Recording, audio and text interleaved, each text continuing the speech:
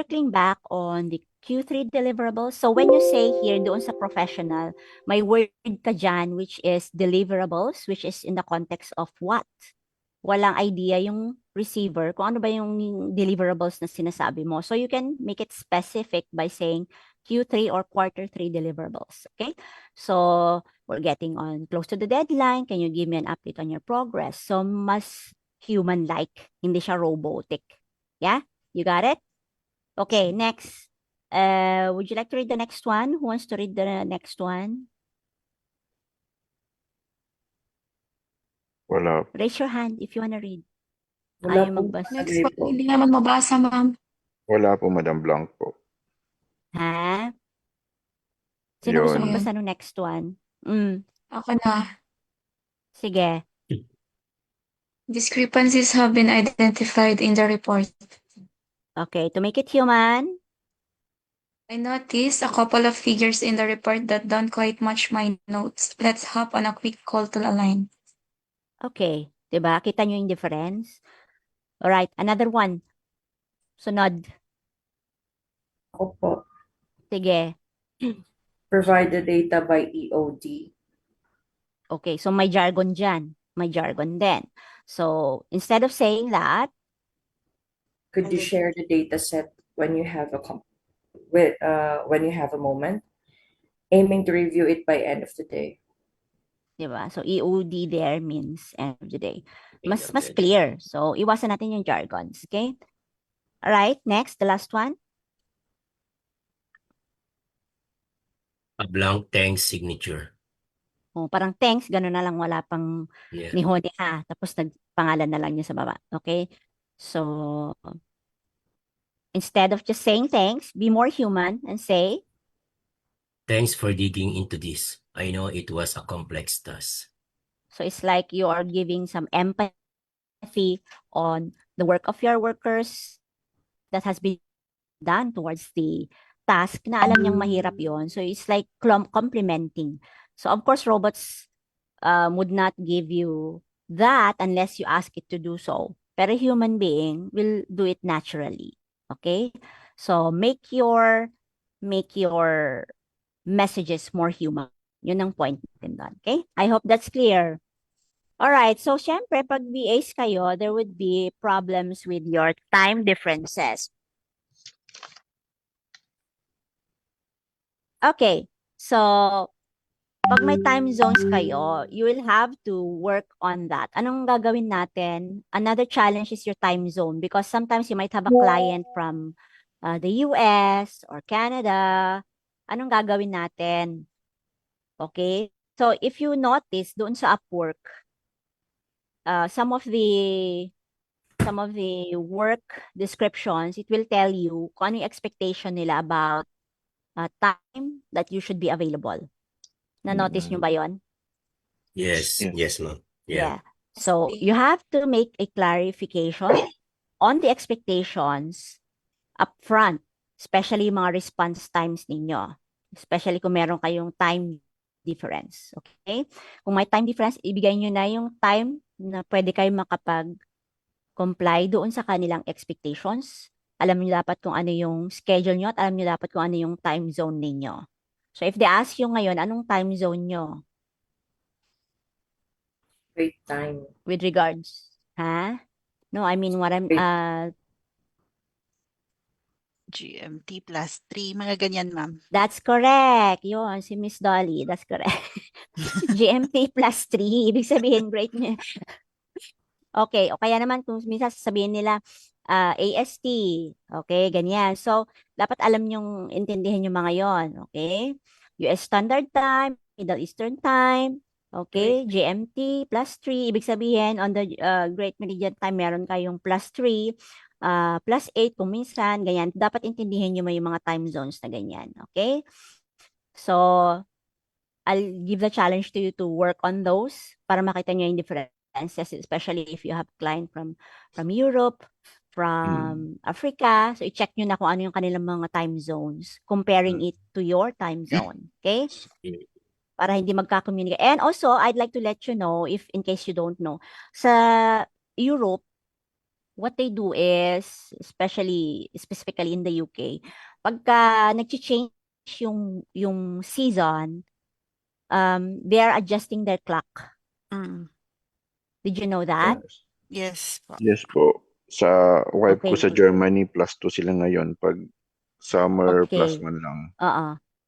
Yes. So, kaya yan, ang problema namin kuminsan, if we're having a meeting with people from the UK, nagda-double check muna kami ng oras kasi kung minsan, ganun na nga. Tapos, ano na ba ngayon? Ganyan.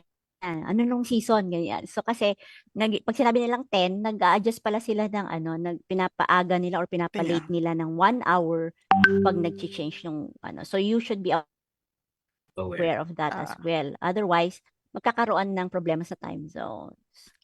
Diba? Okay. So, now let's go to client communication. So, ano ba yung mga best practices with client communication? So, ano sa tingin nyo ang mas prefer ng client?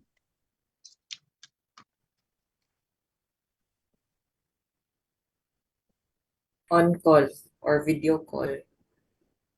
On call or video call? Yun ang preference nila. Okay. That's good. Most. But do you know, Email. Emails. you have to prioritize pa rin yung email for instructions. Kasi, pagka naka-email na yan, you can always go back for reference, di ba? And you can make a clear record of what the instruction is. So, i-prioritize ninyo yung email for instructions, okay? Follow up nyo na lang yan siya on phone or video calls for summary. Di ba? Does it make sense? Kasi kung baliktad, prioritize mo yung video call, pag wala ng automatic AI-generated na meeting minutes, Di na patay tayo mababalik. dyan. Ano nga ba yung pinag-usapan natin? Babalikan mo na naman yung video, di ba? So, it's going to be very inefficient. So, you prioritize emails for instructions, okay? Another one is, when you're talking to clients or communicating with clients, you establish clear boundaries. And how would you establish that? You have to clarify availability, response times, which is related to time zones.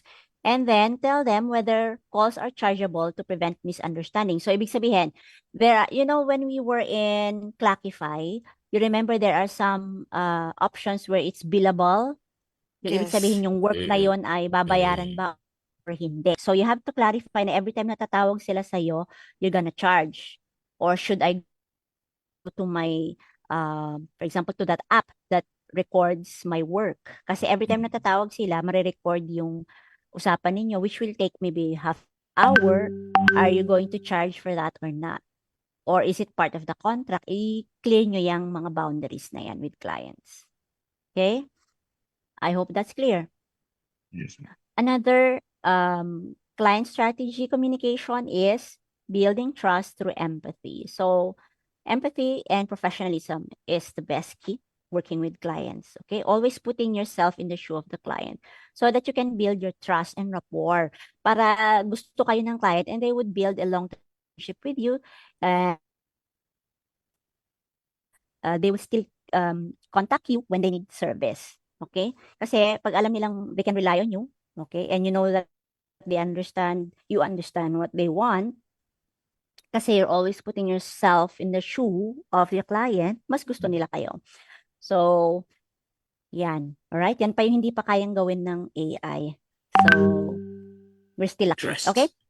Being humans. Okay, confirm understanding. Always confirm kung naintindihan ninyo yung instruction.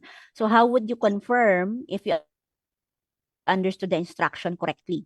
Paano nyo i-confirm na naintindihan yung instruction ng client?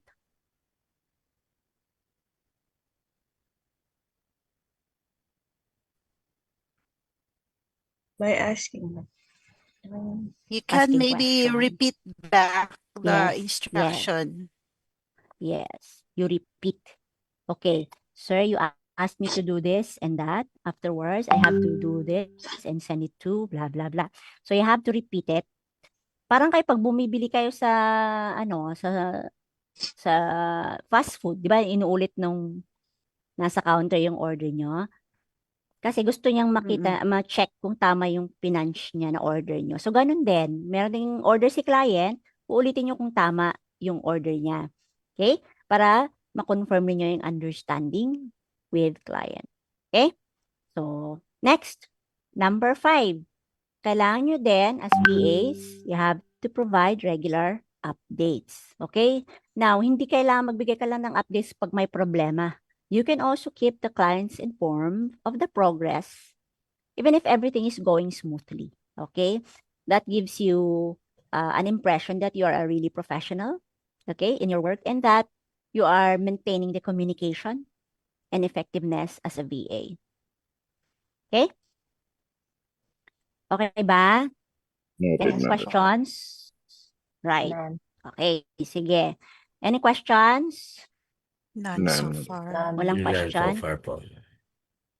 O di ako na ulit magko-question kasi ayaw niyo mag-question. Sige. Sino sasagot ng unang tanong? Yeah, question and answer portion ulit tayo. Who wants to answer the first question? Of course, I won't show the question.